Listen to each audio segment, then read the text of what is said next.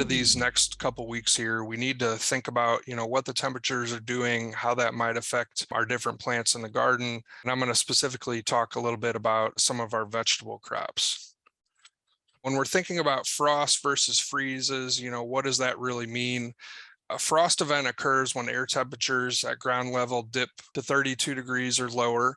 And so frost is going to be this thin formation of ice crystals on the surface of plants.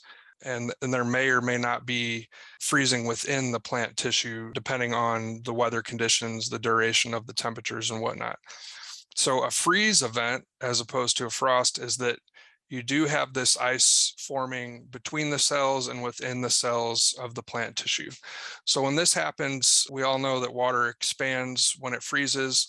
So this can burst the cell walls of the plant tissue, kill the plant, depending on, whether it has any freeze hardiness to it or not.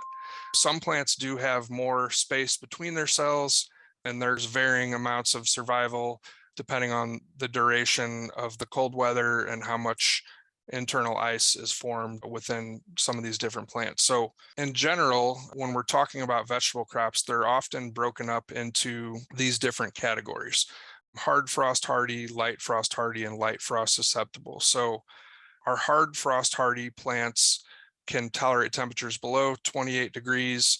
A lot of these are going to be in our brassica or cole crop family. We have some spinach in there as well.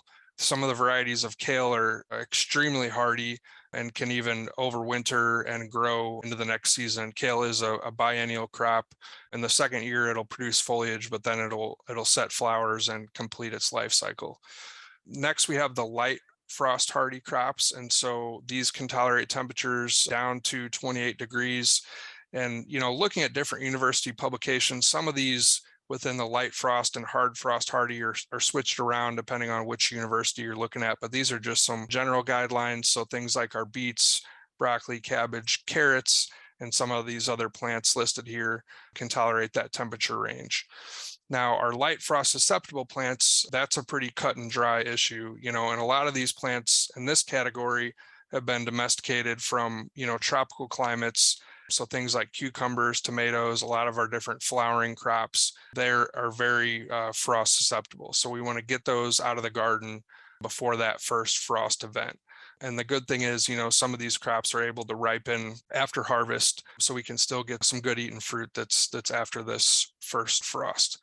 So with our root vegetables, oftentimes that foliage is damaged, but things like carrots, for instance, will still be good to eat and still be in good shape. And some of these root vegetables actually get sweeter as the temperatures cool. And so as those soil temperatures drop down, the sugar content of these different vegetables increases.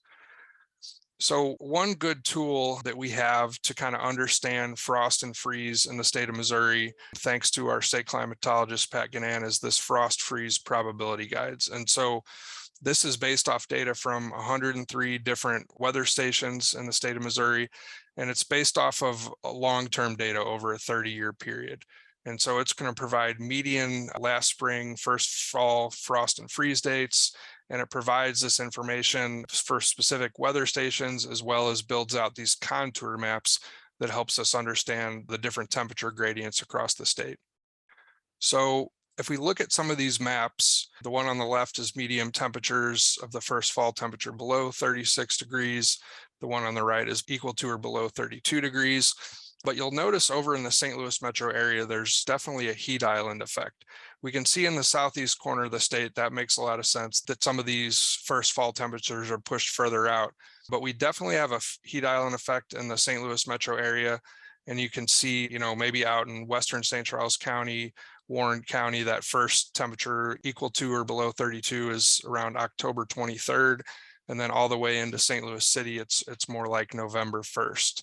And so for some of our more hardy vegetables, we do have median dates for fall temperatures equal to or below 28 and 24 degrees as well. We do have some options, though, for frost protection. You've probably heard us talk about floating row covers before. These are really nice. They're a lightweight polyspun fabric. It used to be you had to buy these in pretty big sizes, but now a lot of garden centers and online garden supply companies sell them in sizes that are more convenient for the home gardener. and they're sold in different weights. So the one on the top, 0.55 ounces per square yard, that gives you just a little bit of frost protection. And those are actually often used throughout the season as insect exclusion covers. As you go down the line here and increasing weight, for instance, a 2-ounce row cover is going to give you about 10 degrees protection there. The important thing to know about these is you do need to secure them and secure them well. Otherwise, they'll blow up in heavy winds and could end up in your trees or your neighbor's trees as well.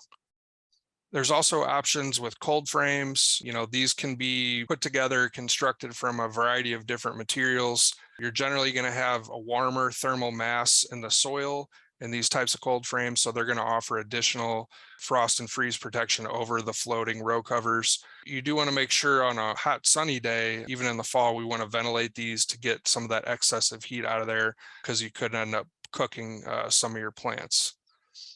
And there's plenty of different types of ways that you can make these, different plans online that you can find to make one of these for yourself.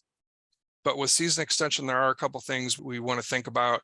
Non-flying insects can still get under these row covers, so you do still want to monitor for insect damage. They also make a nice, cozy, warm home for rodents. So this happened to me a number of different times, but you can find mice and different rodents that are just, tucked away and staying warm under those row covers as well. So you might need to manage those rodents. Get these things out of the garden or out of the field when the harvest is over. And most of the time you can go ahead and reuse these materials the next season.